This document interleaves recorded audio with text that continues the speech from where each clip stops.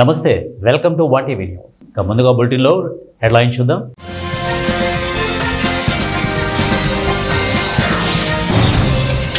పదహారున కర్నూలులో ప్రధాని మోదీ పర్యటన, రాష్ట్ర మంత్రుల ప్రకటన.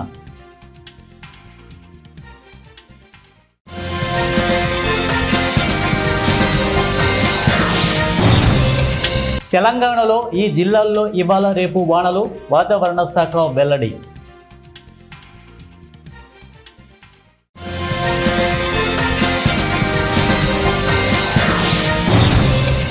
ప్రపంచంలో ప్రతి అంశాన్ని ఆయుధంగా మార్చే ప్రయత్నాలు, జయశంకర్.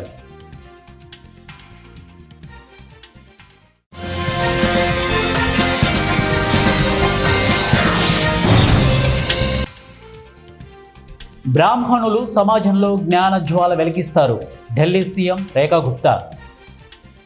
తెలుగు రాష్ట్రాల్లో కొన్ని రోజులుగా భిన్న వాతావరణం నెలకొంటోంది. పగలంతా ఎండ ఉంటూ సాయంత్రం ఆకస్మికంగా వర్షాలు కురుస్తున్నాయి. ఈ తరుణంలో వాతావరణ శాఖ తెలంగాణలోని పలు జిల్లాలకు భారీ వర్ష సూచన చేసింది. ఉపరితల ఆవర్తన ప్రభావంతో తెలంగాణలోని 17 జిల్లాలకు ఎల్లో అలర్ట్ జారీ చేసింది.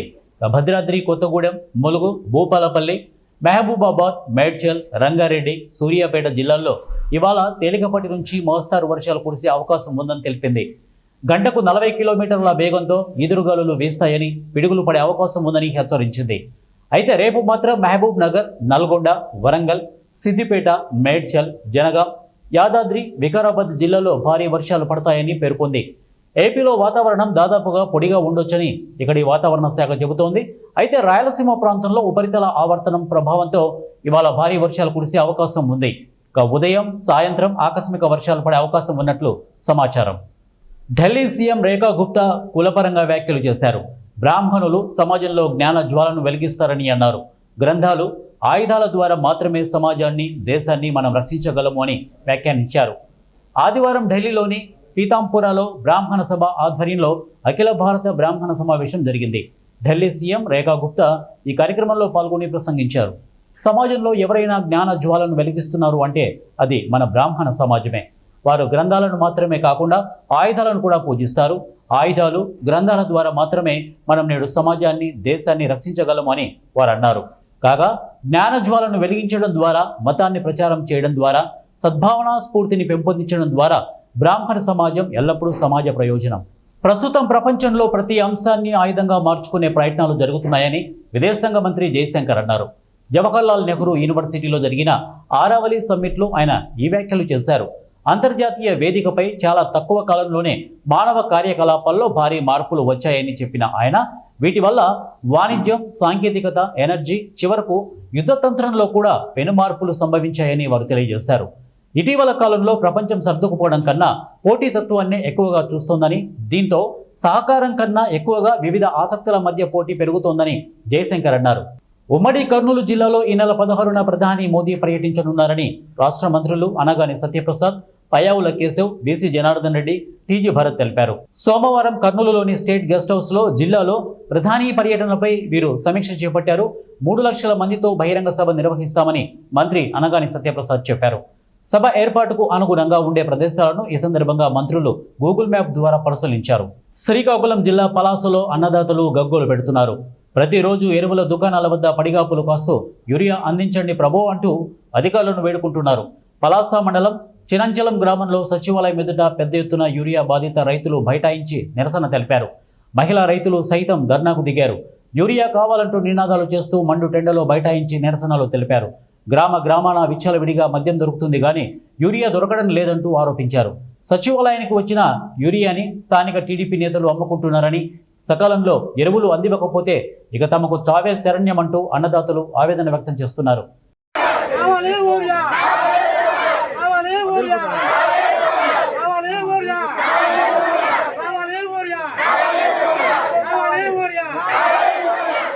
నమస్కారం. ఈరోజు ఇక్కడికి ఇంతమంది రైతులు వచ్చి యూరియా అందలేదని బాధపడినందుకు వీళ్ళందరూ ఇక్కడ కూర్చొని ధర్నా చేసినప్పుడు ఈ రైతుల యొక్క బాధలు చూడలేక ఈ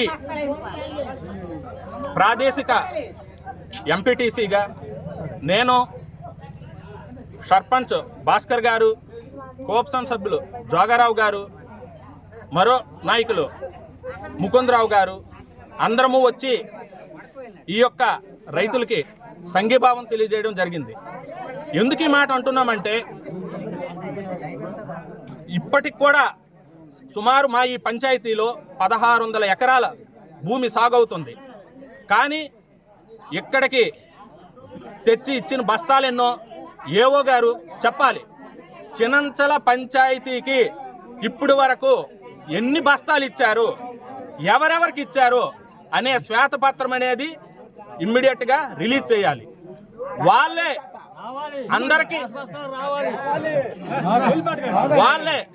అందరికీ యూరియా ఇచ్చి ఉంటే ఈరోజు ఈ రైతులకి రైతు ఇంతవరకు ఎన్ని రోజులైంది, ఇంతవరకు మాకు ఒక బస్తా ఊరియా ఈ సచివాలయంలో మాకు దొరకలేదు.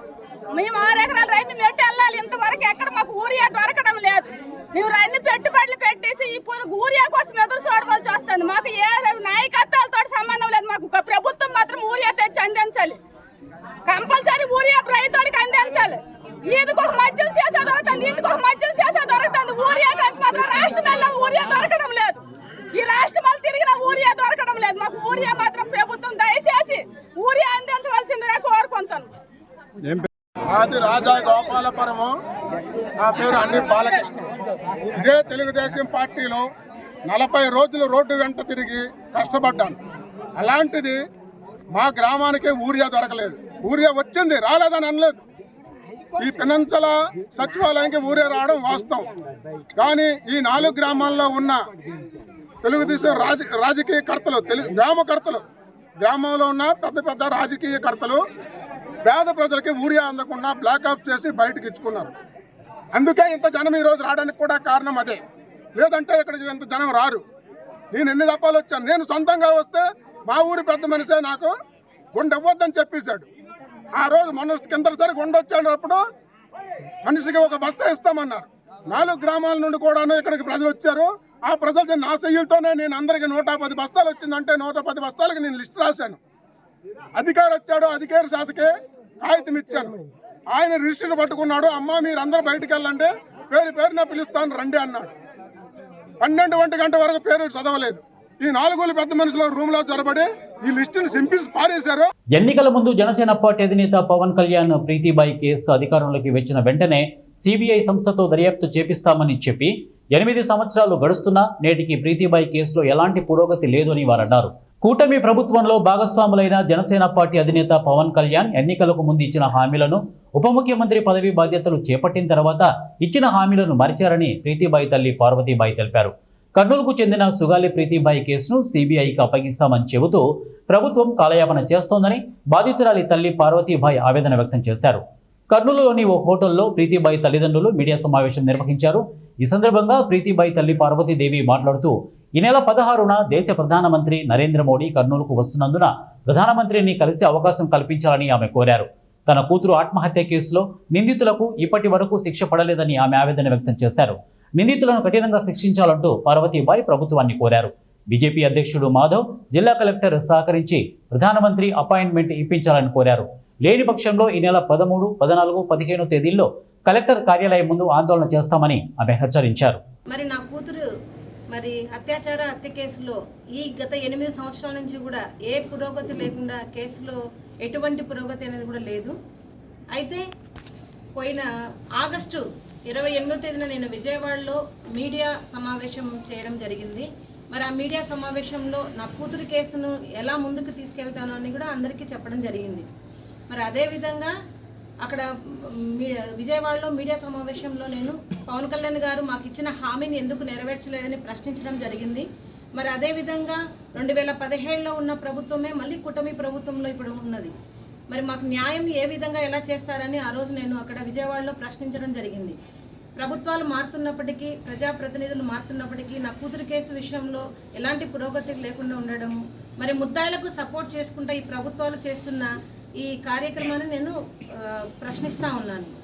ఈరోజు ముఖ్యంగా నేను ఇక్కడ మీడియా సమావేశం చేయడానికి కారణం ఏమంటే, మరి ప్రభుత్వంలో ఉన్న హోమ్ మినిస్టర్ గారు కానివ్వండి, మరి డిప్యూటీ సీఎం గారు కానివ్వండి, మరి ముఖ్యమంత్రి గారు కానివ్వండి, ఎవరే కానీ అధికారికంగా నా కూతురి కేసుని, సుగాలి ప్రీతి కేసును సిబిఐకి ఇచ్చామని ఒక పేపర్ రూపంలో కానీ ప్రెస్ మీట్ కానీ ఇవ్వలేదు.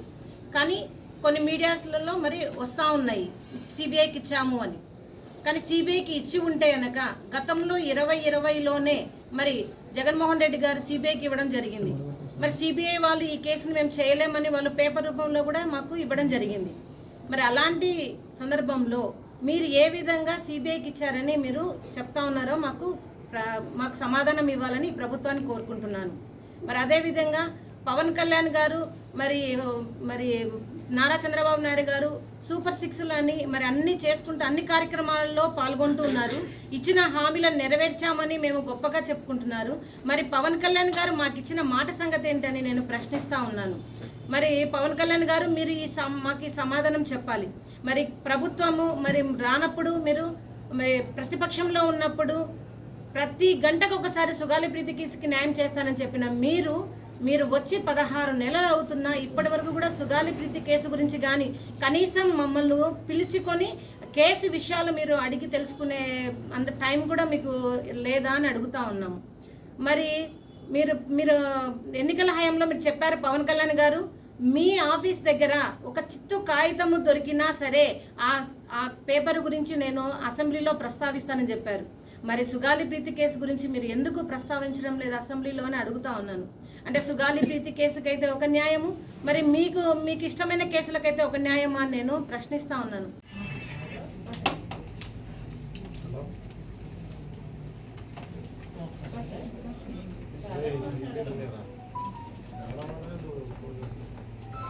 ఈరోజు మనము ఈ సమావేశాన్ని ఏర్పాటు చేసుకోవడానికి ముఖ్య ఉద్దేశం ఏంటంటే, ఎందుకంటే ఎక్కువ నమ్మేది ఎందుకంటే ఆడపిల్లల క్షేమం కొరకు, ఆడపిల్లలు సురక్షితంగా ఉంటారు, ఒక మంచి స్కూల్లో ఒక మంచి చదువు వస్తుందని వాళ్ళ తల్లిదండ్రులకు ఉన్నా లేకపోయినా కూడా ఆ స్కూల్లో చేర్పించి పిల్లలు చదివించడం జరుగుతుంది. కానీ అలాంటి స్కూల్లోనే జరగరాని సంఘటనలు, జరగరాని హత్యలు, అత్యాచారాలు జరుగుతున్నాయి.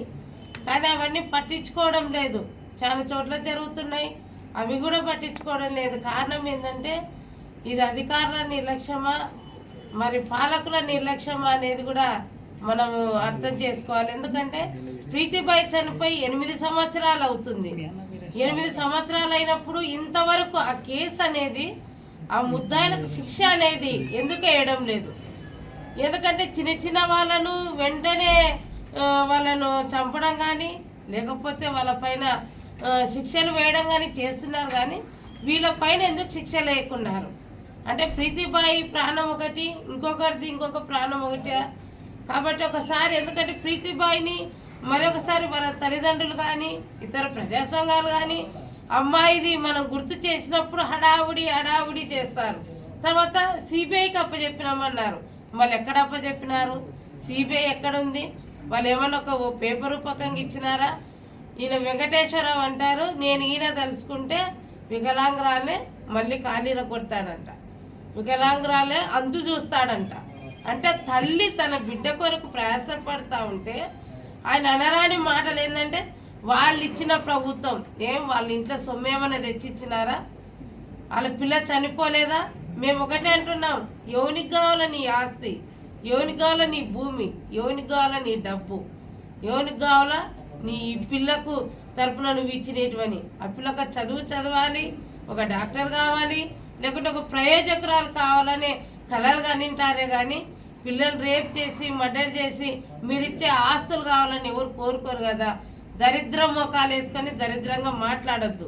మీ ఇంట్లో ఆడపిల్లలు ఉన్నారు, మీ పిల్లలు ఆడపిల్లలే, వీళ్ళ పిల్లలు కూడా ఆడపిల్లలే. కానీ ఒకసారి మీ పిల్లలకు మీరు క్షేమంగా ఉన్నామే. అనంతపురం జిల్లా కళ్యాణదుర్గం పట్టణంలోని మోడల్ స్కూల్లో నాగుపాము ప్రత్యక్షమైంది. తరగతి గదిలోకి దూరి పాఠశాల తరగతి గదిలో నాగుపామును చూసే విద్యార్థులు భయభ్రాంతులకు గురయ్యారు. తరగతి గది తలుపులు తెరిచిన ఉపాధ్యాయుడు గదిలో ఉన్న పామును చూసి హడలిపోయాడు. బుసలు కొడుతున్న పామును చూసి ఫారెస్ట్ అధికారులకు సమాచారం అందించారు. ఫారెస్ట్ అధికారులు పాఠశాలకు వచ్చి తరగతి గదిలో ఉన్న నాగుపామును చాకచక్యంగా బంధించి అటవీ ప్రాంతంలోకి వదిలేశారు. పామును బంధించడంతో ఉపాధ్యాయుడు, విద్యార్థులు ఊపిరి పీల్చుకున్నారు.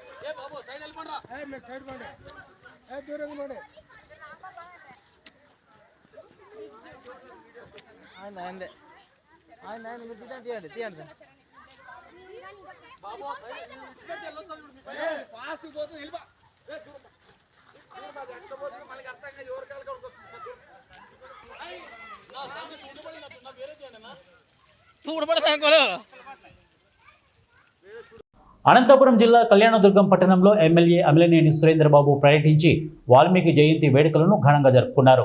ముందుగా ప్రజావేదికలో వాల్మీకి సర్కిల్లో వాల్మీకి చిత్రపటానికి పూలమాలలు వేసి నివాళులు అర్పించారు. వాల్మీకి మహర్షి భారతదేశానికి ఆదర్శ ప్రియుడని, వాల్మీకి కంచు విగ్రహాన్ని సొంత నిధులతో త్వరలో పట్టణంలో ఏర్పాటు చేసి విద్యాశాఖ మంత్రి నారా లోకేష్తో ప్రారంభిస్తామని తెలియజేశారు. వాల్మీకి జయంతి పండుగను రాష్ట్ర ప్రభుత్వం ఒక పండుగలా గుర్తిస్తుందని ఎమ్మెల్యే తెలిపారు. గత ప్రభుత్వం వాల్మీకులను విస్మరించిందని, ఈ కూటమి ప్రభుత్వం వాల్మీకులకు పెద్దపీట వేసిందని ఎమ్మెల్యే తెలిపారు. గత ప్రభుత్వంలో కళ్యాణదుర్గం చుట్టుపక్కల నియోజకవర్గాల అభివృద్ధి చెందాయి తప్ప ఈ నియోజకవర్గం అభివృద్ధి చెందలేదని వారు అన్నారు. కళ్యాణదుర్గాన్ని తిరిగి అభివృద్ధి చేసి ప్రపంచ పటంలో గుర్తించేలా చేస్తామని ఎమ్మెల్యే సురేంద్రబాబు తెలిపారు. ఈరోజు మహర్షి వాల్మీకి జయంతి పండగ సందర్భంగా నిజంగా ప్రజల మధ్యలో ఈ వాల్మీకి సర్కిల్లో మా తెలుగుదేశం పార్టీ నాయకుల మధ్యలో నేను ఉండడం చాలా గర్వంగా ఉంది.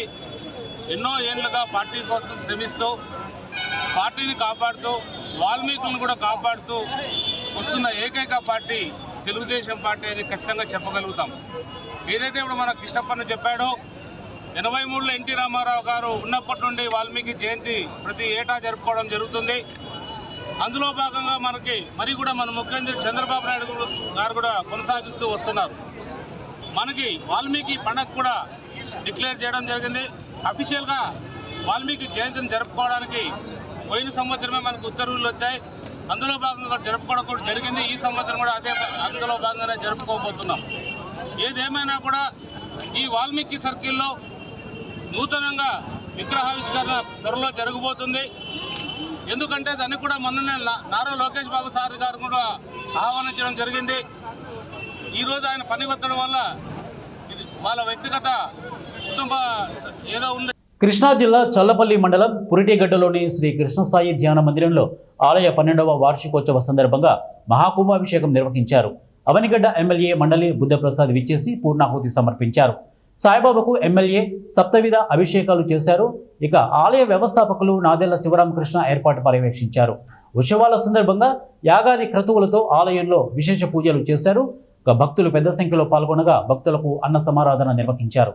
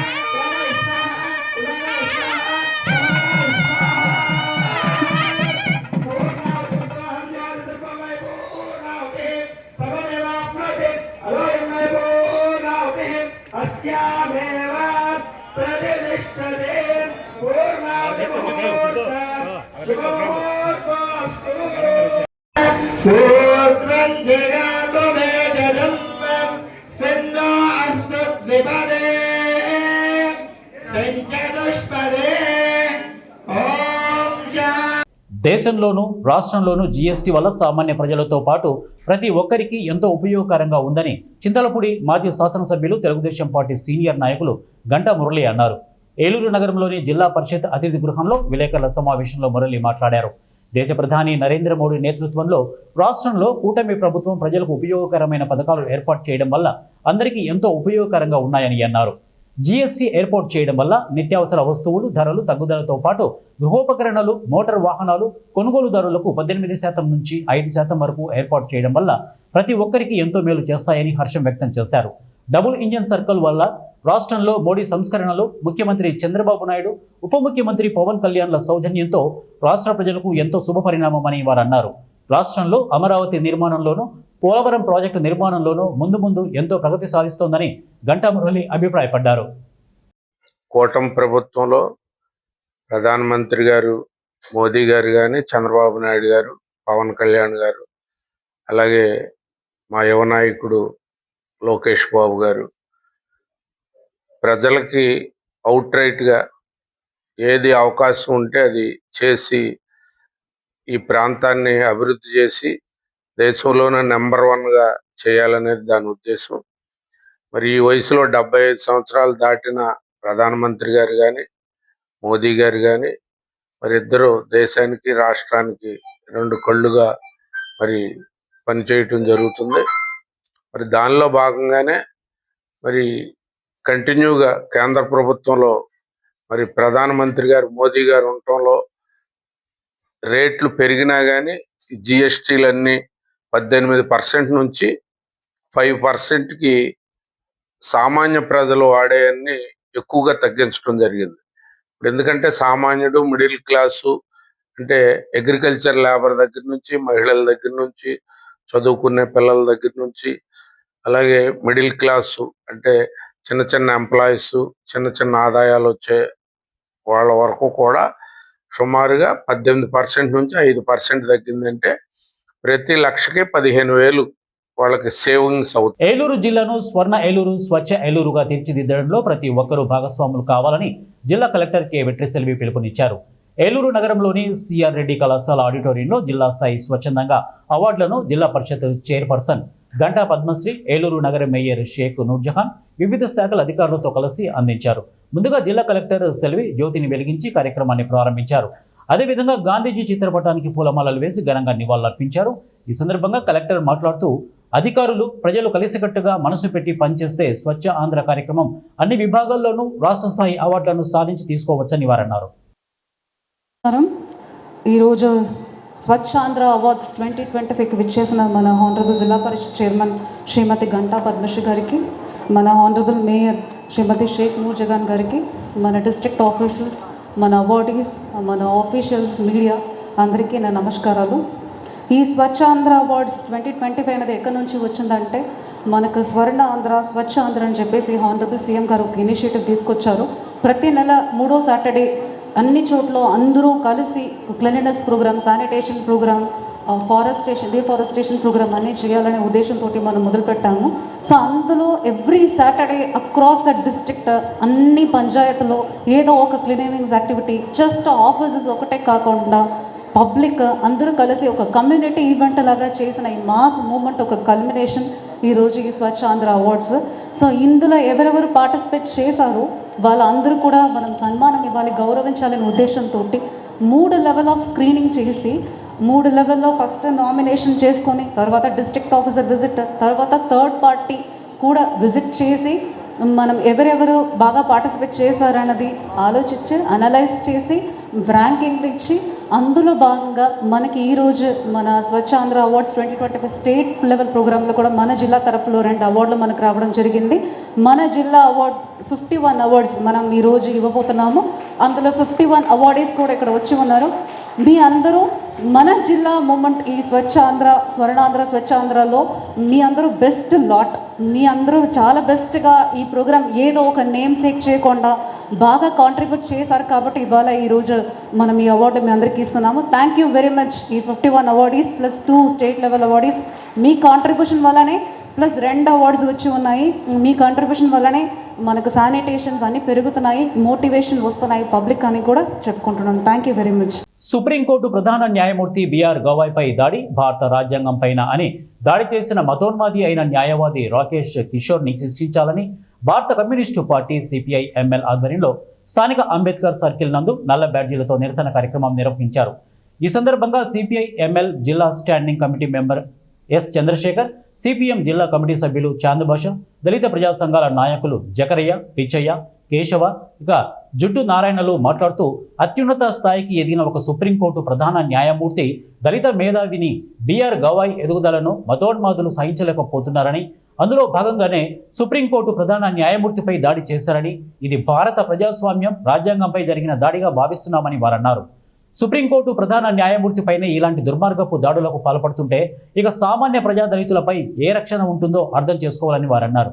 ఆధ్వర్యంలో ఈరోజు ఆ దాడిని ఖండిస్తూ ఈరోజు అంబేద్కర్ సర్కిల్ దగ్గర నిరసన కార్యక్రమం చేయడం జరుగుతుంది. ఈరోజు అంబేద్కర్ గారు రచించినటువంటి రాజ్యాంగం ప్రకారం దళితులు ఈరోజు చదువుకొని ఉన్నతమైనటువంటి స్థానంలో కూర్చుంటే ఓరవలేని మతోన్మాదులు పుట్టతో ఈరోజు దాడి చేయడం ఏమని అని చెప్పేసి ఈ దాడిని యావత్ ప్రపంచమంతా ఖండించాల్సిన అవసరం ఉందని చెప్పేసి ఈ సందర్భంగా తెలియజేస్తున్నాము.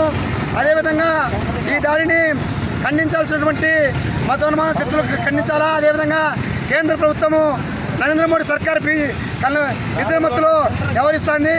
తక్షణమే మేల్కొని ఎవరైతే దాడి చేసినటువంటి అడ్వకేటు శిక్షించాలా, అతను తక్షణమే అరెస్ట్ చేయాలని చెప్పేసి డిమాండ్ చేస్తున్నాము. ఎందుకంటే ఈరోజు స్వాతంత్రం రాకముందు ఈరోజు మతోన్మాదులు లేదా ఆర్ఎస్ఎస్ బీజేపీ మీరు ఎక్కడున్నారో ఒకసారి అర్థం చేసుకోవాల్సిన అవసరం ఉంది. ఈరోజు స్వాతంత్రం రాకముందు ఈ దేశంలో, ఈ భారతదేశంలో, ఈ ప్రపంచంలో దళితులు అదేవిధంగా ముస్లింలు ఈరోజు స్వాతంత్రం కోసమైతేమి, రాజ్యాంగ హక్కుల కోసమైతేమి పోరాటం చేసినటువంటి ఘనత దళితులకు ఉంది. ఈరోజు రాజ్యాంగానికి తూట్లపరుస్తూ వ్యవహరిస్తున్నటువంటి మతోన్మాద శక్తులను ఉరి తీయాల్సిన అవసరం ఉంది. తక్షణమే ఎవరైతే దాడి చేశాడో రాకేష్ కిషోర్ను తక్షణమే అరెస్ట్ చేసి శిక్షించాలని చెప్పేసి డిమాండ్ చేస్తున్నాం. చంద్రశేఖర్ సిపిఐఎంఎల్. ఈరోజు భారతదేశంలో అత్యున్నత న్యాయస్థానమైనటువంటి ప్రధాన న్యాయమూర్తిపై దాడి అనేది సభ్య సమాజంలో సిగ్గుచేటు.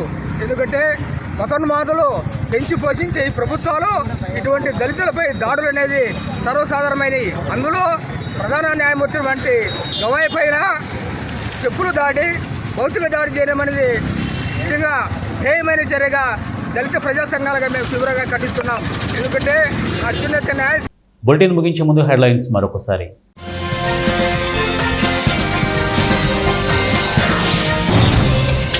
పదహారున కర్నూలులో ప్రధాని మోదీ పర్యటన, రాష్ట్ర మంత్రుల ప్రకటన.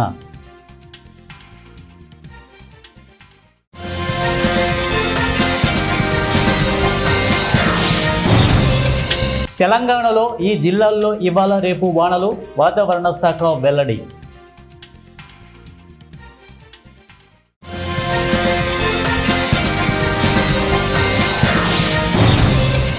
ప్రపంచంలో ప్రతి అంశాన్ని ఆయుధంగా మార్చే ప్రయత్నాలు, జయశంకర్.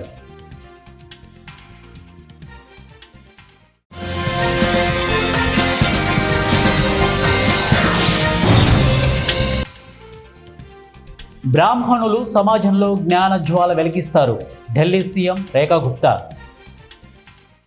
ఇవే బులెటిన్ అప్డేట్స్. నెక్స్ట్ బులెటిన్లో కలుద్దాం. Until then keep watching 1 TV news. ప్రతిక్షణం ప్రజల పక్షం.